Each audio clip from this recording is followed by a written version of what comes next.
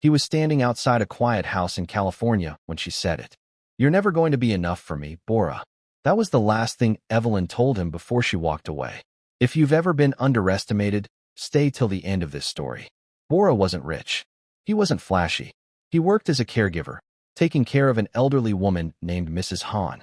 Every day, he cooked for her, cleaned, helped her walk, and sat beside her when she felt lonely.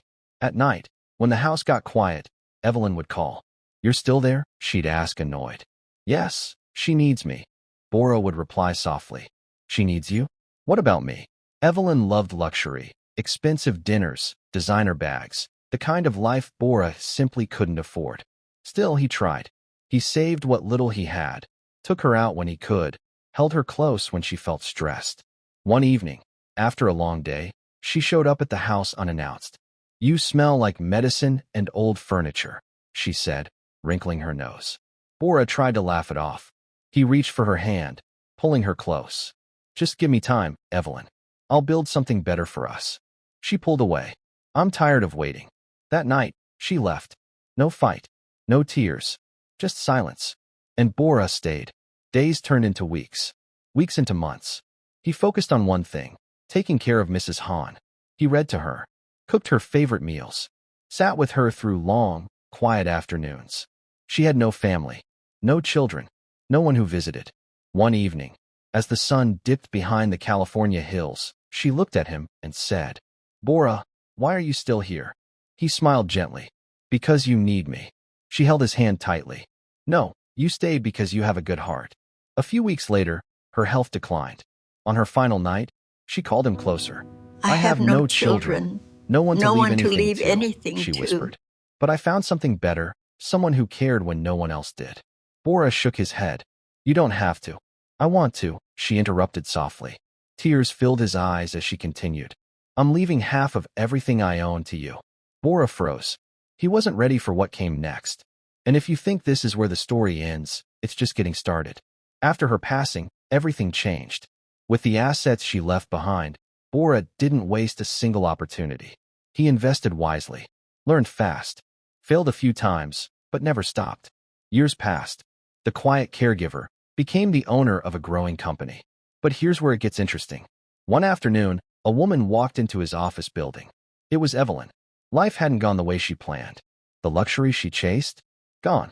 The comfort she left Bora for? Nowhere to be found.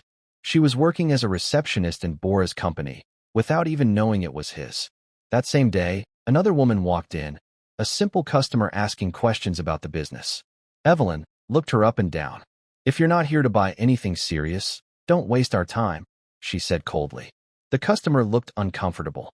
The manager stepped in and made things worse. "This isn't a place for window shopping." What they didn't know? That customer was Bora's former classmate. And Bora had just walked in, dressed simply, calm, observing everything. Evelyn glanced at him and scoffed. Employees shouldn't just wander around like that. He didn't respond. He stepped forward slowly. "Is there a problem here?" he asked. The manager laughed lightly. "No, just dealing with people who can't afford our services." Bora's expression didn't change. He turned to his classmate. "I'm sorry you had to experience that." Then he looked at the manager. "You're fired." Silence. Evelyn frowned. "Who do you think you are?" Bora finally met her eyes. And in that moment, everything clicked. "I'm the owner of this company." Her face drained of color. "Bora?" she whispered.